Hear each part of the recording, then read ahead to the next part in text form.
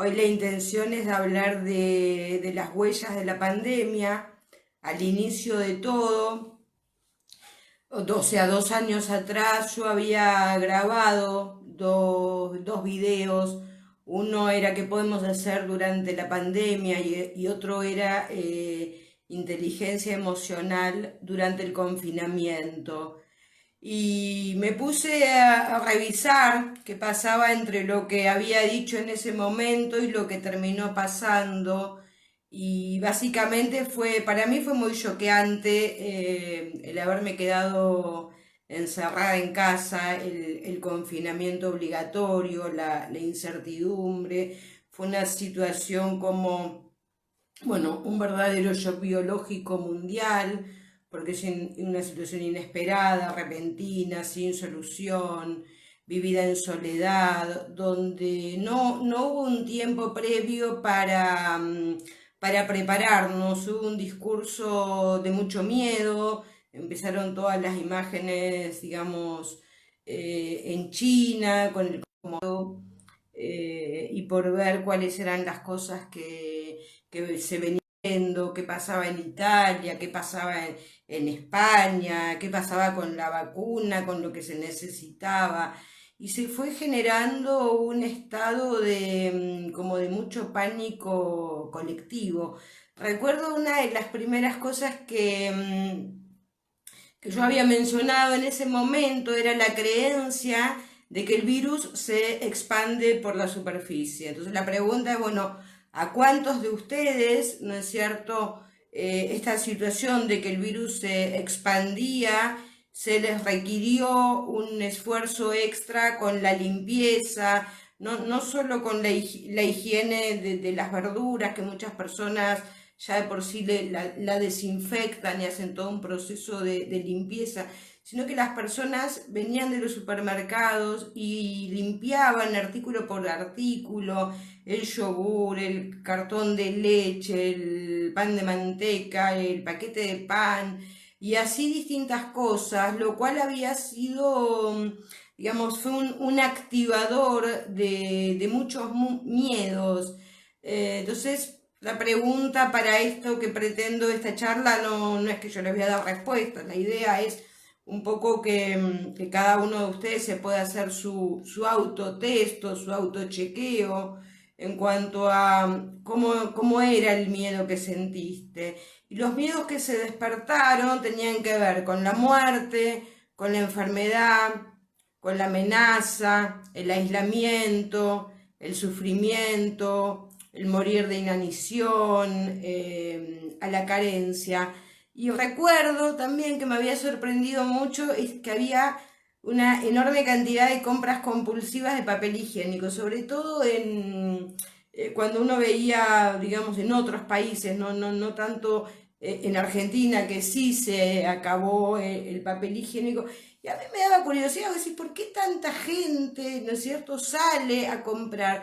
En verdad, como acá en Argentina se había determinado que uno no podía salir de su casa más que para las compras mínimas y esa misma persona también aprovechar y hacer las compras del otro. Entonces se empezó a hacer un estilo de compra que tenía que ver con el acopio, donde comprabas mucho de muchas cosas, porque todo te tenía que durar. Por ahí si ibas al supermercado te hacías una compra mensual, pero también dependía qué sucedía, ¿no? Qué sucedió con la economía de cada uno al momento que te dijeron, bueno, a partir de ahora se suspende la salida a la calle, ya no podés ir a trabajar, solo van a trabajar algunas personas que son esenciales. Entonces me había puesto a investigar lo del papel higiénico y descubro que tenía que ver con el control. Eran tantas las cosas que a uno se le descontrolaban respecto a estas nuevas imposiciones, porque esto de la pandemia despertó en cierto sentido memorias de guerra, donde no había un enemigo claro. ¿Qué pasa con el papel? La gente cree que por tener acopio de algo tiene las cosas bajo control. En el caso del papel higiénico lo que tiene de particular es que es muy voluminoso, entonces cuando vas a un supermercado y no lo encontrás, la ausencia es algo muy notorio y como es tan voluminoso, tampoco es un artículo que sea sencillo de sustituir. Al contrario, es muy difícil porque ¿qué pone que ocupe tanto lugar?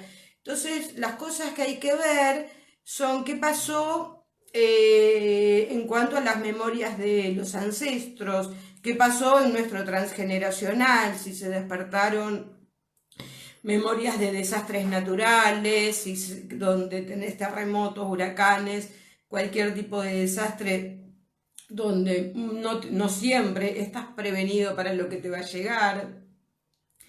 ¿Qué pasó con las memorias de los ancestros también? Si hubo guerras, si hubo hambrunas, si hubo huidas, si hubo encarcelamientos, qué pasó con las situaciones laborales, te tocó trabajar desde tu casa o te tocó salir, qué pasó en tu casa, con quién te quedaste, qué pasó con tu trabajo, cómo lo realizaste, qué pasó con tus hijos. Y sufrimos el aislamiento y el confinamiento por tiempo indeterminado. Y esto nos despertó programas de alerta, de peligro, de preocupación, de aislamiento, de confinamiento. Todo lo que tuvo que ver con los barbijos, ¿no es cierto? Esto de no poder respirar el aire puro, no poder estar presentes en esto de que siento como inhalo y exhalo y voy escuchando mi propia respiración. No, por el contrario, cada uno se quedó con el temor a morir, cuidándose y respirando un aire viciado. Hubo situaciones de mucha incertidumbre que a cada uno le pegaron desde distintos aspectos. Había mucha culpa respecto a visitar a la familia. Parecía en esta incertidumbre como una ilusión en un primer momento. Recuerdo cuando salíamos a aplaudir a los balcones, ¿no? A las ventanas, y había como una idea de que las personas íbamos a atravesar toda esta situación como mucho más humanos, mucho más despiertos, solidarios. Y es cierto, porque es cierto que para algunas personas fue así y para otras no. Fue una crisis mundial. Y las crisis son oportunidades y son oportunidades de transformarnos, pero cuando se te activa tan de repente el programa de supervivencia, donde te quedaste sin nada, donde no podés salir de tu casa, donde tenés miedo que, digamos, de alguna manera de matar o morir, ¿no? Matar al otro porque vos podés, suponete que si vos estabas contagiado y veías a la gente, estabas respirando y eras un foco infeccioso que podía ir caminando. Eh, Me acuerdo también en esto del confinamiento obligatorio, aquí en Buenos Aires pasaba los que vivíamos en la capital y los que vivían en provincia, entonces teníamos dificultad para llegar. Yo recuerdo que estuve 6 meses sin ver a mi nieta, a mi hijo, a mi nuera, y esto es un tiempo enorme donde cada uno vivió en su propia soledad. Había estado como un mes y medio más o menos sin ver a mi mamá. Y sobre todo al momento de salir a la calle y caminar, había una situación de muchísima culpa, como de sentirme una especie de delincuente que estaba haciendo algo prohibido. Y eran situaciones como bastante racionales las que se daban en muchas personas. Después recuerdo el tema del aburrimiento. Para mí fue una oportunidad de hacer muchas cosas que si no hubiera tenido tanto tiempo a solas para estar aburrida, para escucharme propiamente a mí, no las hubiera hecho. La verdad que como hice tantos síntomas respecto de la ansiedad, del estrés, de comer de más, los primeros meses estuve yo como paciente. Siendo atendida quincenalmente, lo cual fue buenísimo porque fue un tiempo que sin querer lo terminé destinando a sanar. Así que con este cuadro de pandemia tenías irritabilidad, tenías miedo a contagiarte o ser fuente de contagio. Hubo muchas situaciones de estigmatización, muchas personas dentro del sistema de salud que fueron estigmatizadas fuera de sus trabajos porque no querían que el médico, que la enfermera viviera en un determinado edificio porque podía matar a los vecinos. Había mucha cosa de acusar, de detener al que no cumplía la cuarentena obligatoria. Hubo pérdidas de ingresos, enojo, impotencia, aislamiento, evitación, ira. Hubo mucha pérdida de rutinas, hubo sobrecarga de tareas escolares y domésticas, hubo sobrecarga por el teletrabajo con papás hiperocupados. Recuerdo algunas familias que tenían que trabajar el papá y la mamá y tenían que, mientras los chicos tenían que estar escolarizados y tenían tratamientos médicos que cumplir, que no se podían cumplir.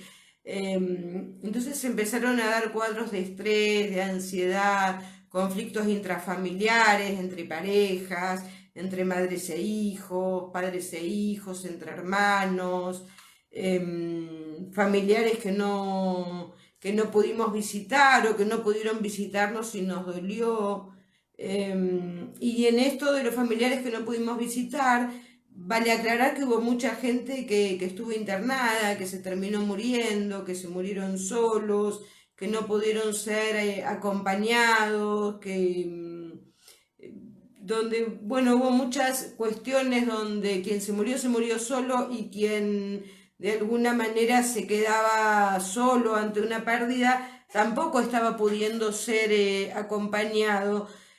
Así que bueno, hubo montones de cosas. Una de las situaciones, y yo creo que bueno, que había muchos síntomas de salud mental en muchos de nosotros previo a la pandemia. Lo que hizo la pandemia fue como silenciar muchas cosas de la afuera.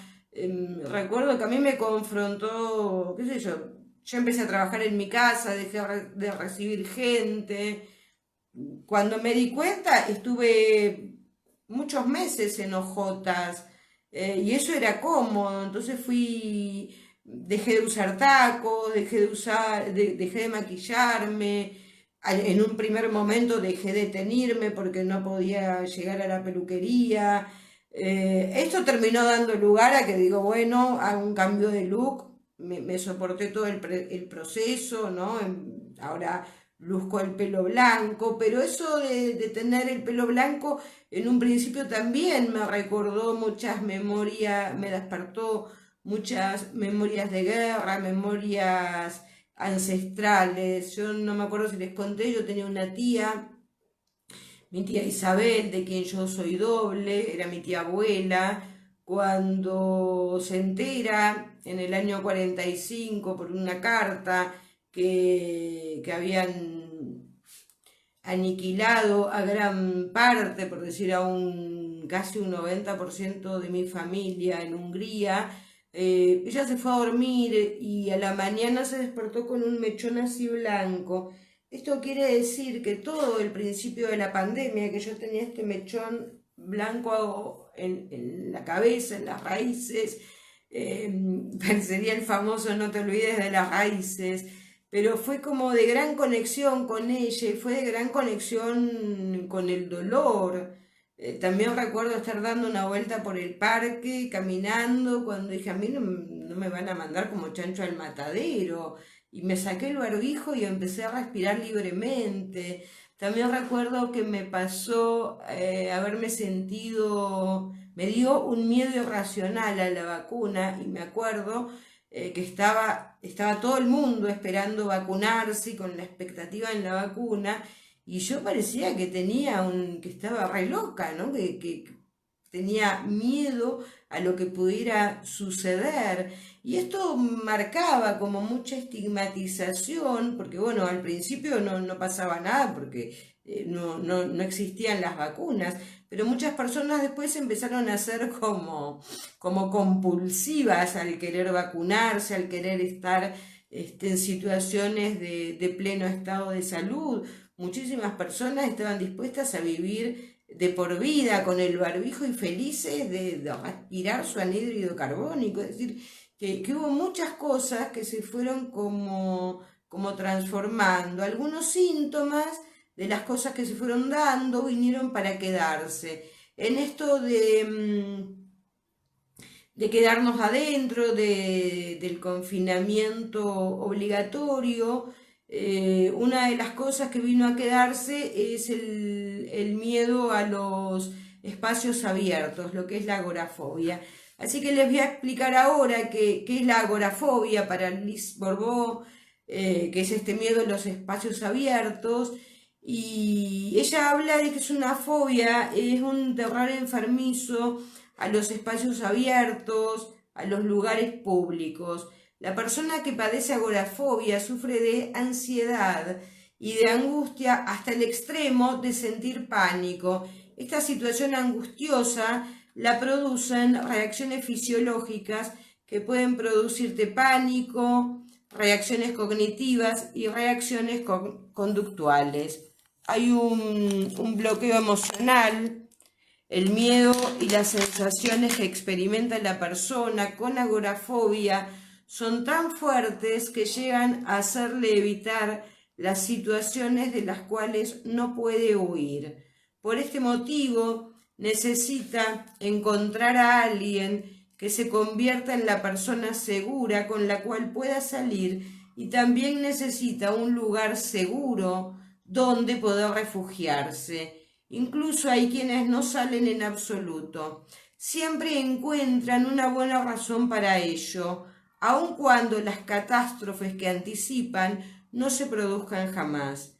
La mayor parte de estos enfermos fueron muy dependientes de su madre durante su infancia y se sentían responsables de su felicidad o de ayudarle en su rol de madre. Una forma de ayudarlos es resolver su situación materna a nivel emocional. Hay también un bloqueo mental, ya que los dos grandes temores de quien sufre agorafobia son el miedo a morir y el miedo a enloquecer. Estos temores surgieron en la infancia y el enfermo las vivió en una situación de aislamiento. Una situación propicia para desarrollar la agorafobia es la muerte o la locura de algún familiar. También es posible que quien la padezca haya estado a punto de morir siendo niño, o que en su ambiente familiar se transmitiera el miedo a la locura o el miedo a la muerte. Este miedo a morir lo vive el enfermo en todos los niveles, aun cuando no se dé cuenta de ello. No se cree capaz de enfrentarse a un cambio en el terreno que sea, porque ello representa una muerte simbólica. Es por esto que cualquier cambio le hace vivir momentos de gran angustia que acentúan su estado. Estas angustias y temores pueden ser inconscientes y permanecer ocultas durante muchos años, hasta que un día el enfermo llega a su límite mental y emocional y, no pudiendo ya controlarlos, se vuelven conscientes y se manifiestan extremadamente. La persona con agorafobia también tiene una imaginación desbordada y sin control. Se imagina situaciones fuera de la realidad y se cree incapaz de hacer frente a estos cambios. Esta enorme actividad mental le hace temer la locura y no se atreve a hablar de ello con los demás. Es urgente que se dé cuenta que no se trata de locura, sino de una sensibilidad demasiado grande y mal administrada. Si tenés los síntomas mencionados, debés saber que lo que sentís no es locura y que no te va a ocasionar la muerte. Sencillamente fuiste un niño o niña demasiado abierto a las emociones de los demás, creyendo además que eras responsable de su felicidad o su desdicha. Como consecuencia te volviste muy sensible a fin de poder estar al acecho y prevenir las desgracias de los que te rodeaban. Por eso, cuando estás en un lugar público, captás las emociones y los temores de los otros. Lo más importante es que aprendas en qué consiste la verdadera responsabilidad. Lo que hasta ahora has creído que era tu responsabilidad no lo es. Y además es algo muy nocivo para vos. Entonces, con todo esto de la agorafobia, básicamente es que reflexionen si esto es una secuela que les ha quedado de la pandemia, es un síntoma fácil de sanar, ya sea con regresiones, con decodificación emocional. ¿Qué pasa con ambas, ¿no es cierto? Con la decodificación, nosotros lo que llegamos a conectar es con la memoria de nuestro transgeneracional. Entonces, si se te dispararon miedos, pánicos, memorias de guerra, las memorias de carencia tienen que ver con problemas de hígado, si se te despertaron memorias de dinero, si se despertaron memorias de enfermedad mental. En todos los árboles hay secretos, hay mucha enfermedad mental y nosotros no estamos muy conectados con muchas cosas porque tenemos un gran desconocimiento de lo que pasó antes y tenemos un desconocimiento de cómo las situaciones que han vivido nuestros ancestros, que han pasado en nuestro transgeneracional, nos siguen afectando en el presente. Ahora estoy leyendo el libro Este dolor no es mío, de la serie Mi Otra Yo, y habla muchísimo del tema de los traumas de guerra, ¿no es cierto? Y de las dificultades de las personas para sobreponerse. Entonces hay que estar atentos a las emociones que tenemos, a las cosas que sentimos, a las cosas que pensamos, porque somos vibración y así como pensamos, vibramos. Las personas que vibran en miedo tienen una energía baja, entonces generalmente vibras en miedo, en tristeza, y los miedos son variados, desde el miedo a enfermarte, el miedo a sufrir, el miedo a que te duela, el miedo a que no te quieran, el miedo a quedarte solo. La idea de estar solo y aislado en muchos casos puede despertar memorias infantiles de abandono, memorias de traumas infantiles, de personas que han estado en incubadora, que han estado separados de sus mamás inicialmente por situaciones de partos traumáticos, personas que han nacido en épocas de represión y que fueron separadas violentamente de sus padres. Entonces, según lo que le haya pasado a tus ancestros, son las memorias que se te activan. Y entonces el cuerpo empieza a adquirir, o nuestra memoria, nuestra mente, empieza a estar en un estado de alerta y de preocupación. ¿Qué sucede? La química del estrés y de la preocupación atrae a más estrés. Entonces, si yo tengo miedo a morir, no voy a dejar de ver los noticieros. Por el contrario, voy a tratar de ver muchos noticieros para tener mucha información, para hacerme experta, todóloga en vacunología para todos.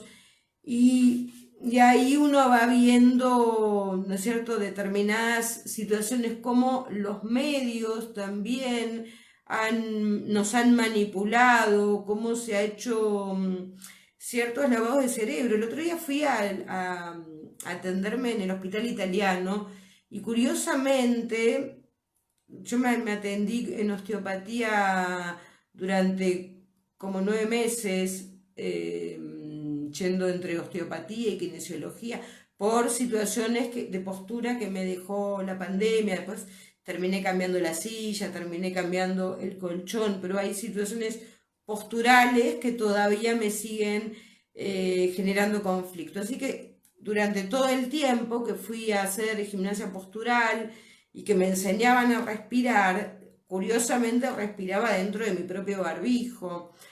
La semana, no sé, era cosa de 10 días cuando fui la última vez, me di cuenta que ya había un 10 o un 20% de pacientes y de profesionales que seguían usando los barbijos. Entonces parece que algo volvió a la normalidad, pero ya nadie es la misma persona.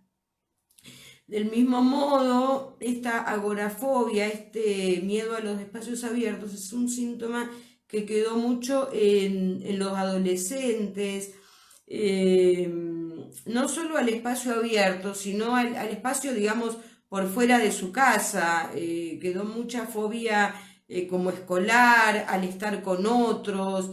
De pronto muchas personas el aislamiento las hizo engordar, los hizo tener disconformidad con sus cuerpos y esto los llevó a encerrarse, disparó muchos trastornos de alimentación, muchas personas dejaron de hacer ejercicios y muchas todavía no han retomado con cosas que eran previas. Sí se retomó a mucha velocidad en cuanto al consumo, los que pueden, pero hubo momentos donde fue como fantástico poder decir que es importante y que no.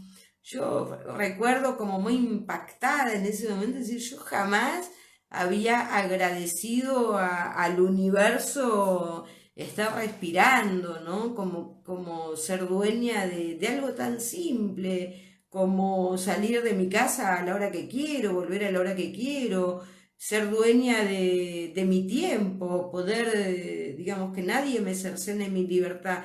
A veces estamos tan acostumbrados a cuestiones compensatorias que nos sobreadaptamos. En la práctica yo tomaba clases en natación que tuve que suspender, tomaba clases de varias cosas que tuve que suspender. Estaba en ese momento, yo había empezado a trabajar con regresiones a niñez y a vida pasada en forma presencial, estaba como integrando una nueva disciplina, me estaba yendo muy bien, tenía un consultorio presencial muy concurrido.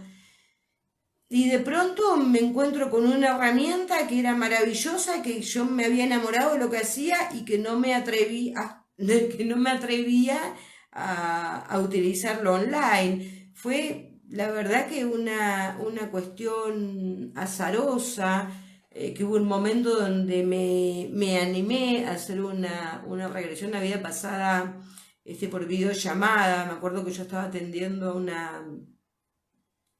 a una mamá joven que tenía ataques de pánico y que tenía además como una especie de cardiopatía que no se terminaba de detectar, con un pulso muy taquicardiado, con mucha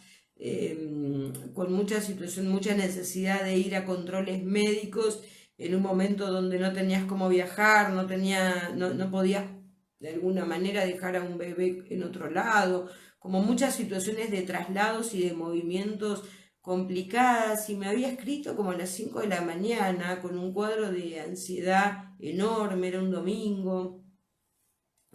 Así que imaginemos a alguien que me escribe a las 5 de la mañana, la desesperación que tiene, y yo que estaba a las 5 de la mañana despierta porque no, tampoco me podía dormir. Y así fue como por compasión por lo que estaba sufriendo y que yo sentía que la sola palabra desde una terapia psicológica no me alcanzaba, que entonces intenté y la verdad que fue maravilloso el efecto. A partir de ahí ya esto se volvió como, bueno, más expansivo porque me di cuenta como un poco como sorprendida, ¿no? En lo que podía lograr que una persona pudiera por videollamada bajar un estado de ansiedad y aplacarse, como a partir de guiar al otro en su propia respiración, en este inhalar y exhalar, yo vi que podía contener a la distancia, que la gente no se desbordaba, que realmente iba teniendo como muchos cambios, así que fui atendiendo muchas personas con cuadros de ansiedad, de pánico, de estrés, bueno, y otros tantos, mucha depresión, mucha dificultad para salir, mucho miedo al contagio. Y empezó a haber, bueno, mucho movimiento, una gran expansión. Empecé a atender muchos adolescentes muy deprimidos, chicos como desmotivados, como de alguna manera como derrumbados, gente súper agotada. Y, y de a poco, bueno, ¿qué les puedo transmitir? Que el sanar es un proceso. Muchas personas veían que caían en ansiedad, que caían en depresión, que les costó adaptarse, no había una planificación. Los que no estamos acostumbrados a desastres naturales tampoco teníamos una logística en la casa como para saber manejarnos. Humanamente y en montones de lugares se han desplegado, digamos, redes de fortalecimiento vecinal, en algunos casos de fortalecimiento familiar, y cada uno fue gestionando las cosas que le pasaron de la manera que pudieron, pero es importante saber que muchas cosas de las que nos pasaron fueron dejando huella. Ahora se están despertando como muchos, digamos, hay muchos cuadros disparados de tiroides que tiene que ver con la impaciencia. Muchas personas empezaron a tener, al igual que yo, cuestiones posturales o musculares o a nivel de la sangre. Muchas personas han quedado deprimidas y empezaron en cuadros de anemia. Es importante que puedan determinar si quedaron anémicos o si quedaron deprimidos, si quedaron depresos o ansiosos. Son trastornos adaptativos. Cuando nos tenemos que adaptar a situaciones de mucho estrés, ninguno está acostumbrado a situaciones de mucho estrés. Seguramente mi abuela Elena, a quien le debo el nombre, tampoco estaba acostumbrada al estrés de haber pasado una primera guerra sola y haber estado 4 años y medio sola con un bebé en medio de tanto frío y de tanta probablemente hambruna, desolación, soledad, desprotección. Entonces eso va activando memorias inconscientes que nos hacen como ir reviviendo emociones de mucha tristeza. Mi mamá, puntualmente, que tiene 91 años, aún no se ha recuperado de los meses que estuvo sin ver a su nieto, que fueron como, me parece que fue como de marzo a diciembre. Con los hijos fue un mes y medio, pero con los nietos fue más largo. Y con la bisnieta también. Entonces son cosas que dejan mucha huella, donde la persona queda altamente vulnerable. Entonces, hay que ver qué pasó. Muchas personas en esto de los aislamientos dijeron, bueno, cuando esto termine yo voy a ir a ver al abuelito y voy a ir a ver a este y voy a hacer esto y voy a hacer lo otro, y de repente todo terminó y probablemente no volvieron a tener esos vínculos, donde venían con vínculos disfuncionales, negativos, y se pudieron zafar. Eso está bárbara, porque cada uno empezó a tener una mayor capacidad de reflexión sobre el nivel de gratificación o no que tenían con los vínculos. Entonces hay mucha gente que empezó armando mini burbujas, y esas mini burbujas se agrandaron o no se agrandaron. Y hay cosas que hemos vuelto a hacer y cosas que no. Yo no volví a un cine, por ejemplo, no volví a un gimnasio, sí, empecé muchas cosas nuevas que me dieron otras aperturas a nuevas situaciones. Fue un momento como de mucha transformación y cambio. respecto de esta página fue un momento también muy creativo, porque bueno, esta página a mí me sirvió también como para yo tener un trabajo, una tarea, empezar a, digamos, mi intención era levantar mi propia energía vibratoria, y como lo empiezo a hacer comunicando con esta intención de brindar luz a otros, de brindar comprensión, contención, empiezo a tener como a descubrir un poco no una vocación de servicio, porque la vocación de servicio ya la tenía, pero sí esto de servir al otro comunicando la luz, y lo que sería para mí la misión de luz es transmitir esperanza de que podemos sobreponernos a la adversidad. Me acuerdo, ahora bueno, con toda esta situación también había leído de Viktor Frankl, acerca del psicólogo en el campo de concentración, y cuántas cosas uno puede ir haciendo, ¿no es cierto?, mientras está pasando la misma situación traumática que los demás.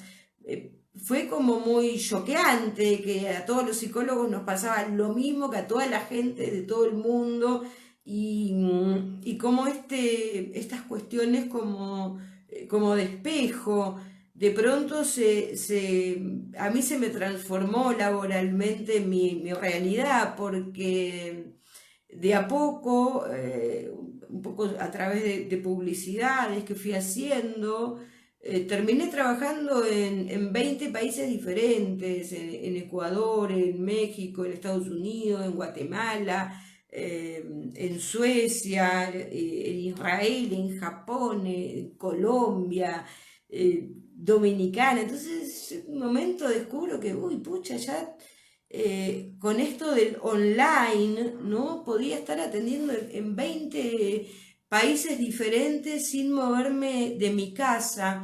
Y esto me hizo acordar cuando yo me recibí de psicóloga.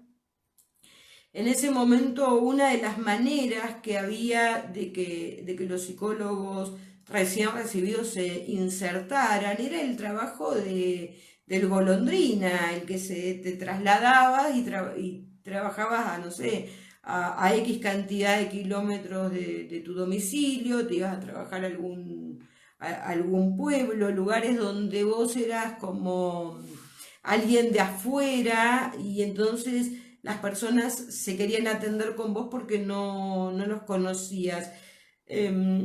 Y esto de la pandemia a mí me permitió ser un poco una profesional golondrina, porque puedo llegar a montones de sitios. La virtualidad abrió puertas de sanación que me resultaron impresionantes. Me sorprendo cada día con la cantidad de mamás que me confían a sus hijos para atenderlos, la cantidad de personas adultas que se están atreviendo a pensarse diferentes, que están tomando dimensión de que el síntoma o aquello que estés atravesando te viene a dar una información. Entonces, si sufrís ansiedad, si sufrís depresión, además de tomar la medicación que te da el médico clínico o el psiquiatra, tenés que tratar de mover cosas dentro tuyo para poder mejorar la calidad de vida.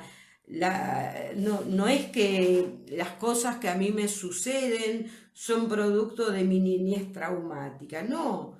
Uno viene de montones de encarnaciones anteriores, somos espíritu haciendo una experiencia humana, somos un alma viajera y aventurera que viene a vivir distintas experiencias, y en cada experiencia que uno vive, el inconsciente tiene un mecanismo que es la represión. A veces el impacto de las cosas que nos toca vivir es tan enorme que entonces escondemos determinadas emociones o apagamos motores. Hay muchos momentos de la vida donde uno apaga motores. Recuerdo en mi propia existencia, la apagada de motor que implicó la muerte de mi papá, ya desde lo colectivo, en lo familiar. Imaginemos una familia de 5 donde cada uno es una enorme luz y todos están en una habitación.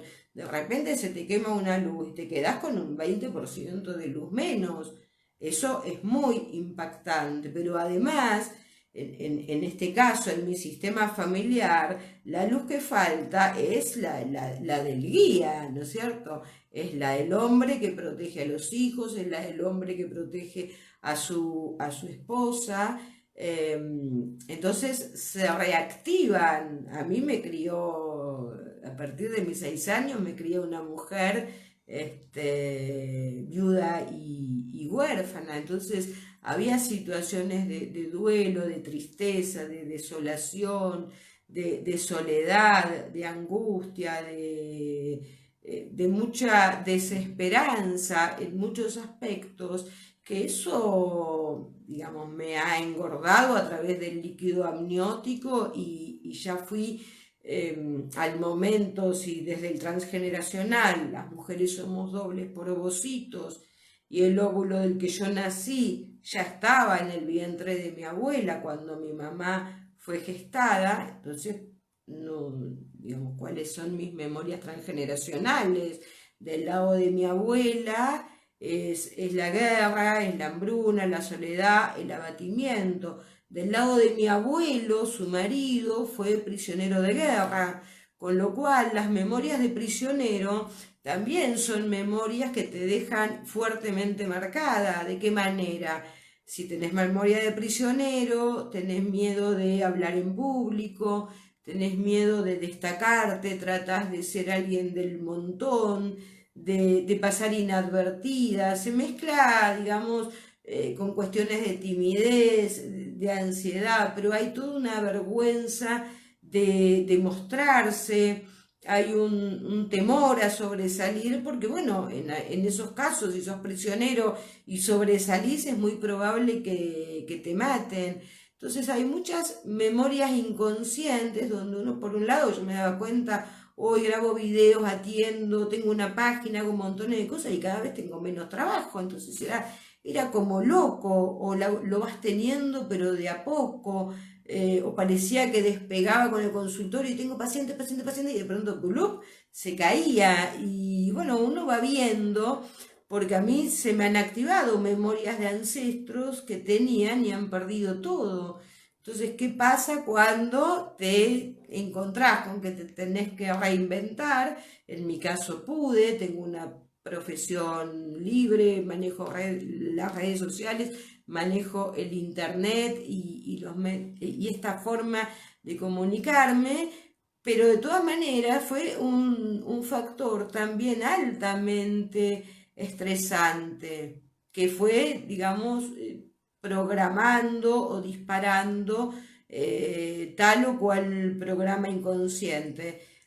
Esto es un poco para ver qué es lo que terminó sucediendo.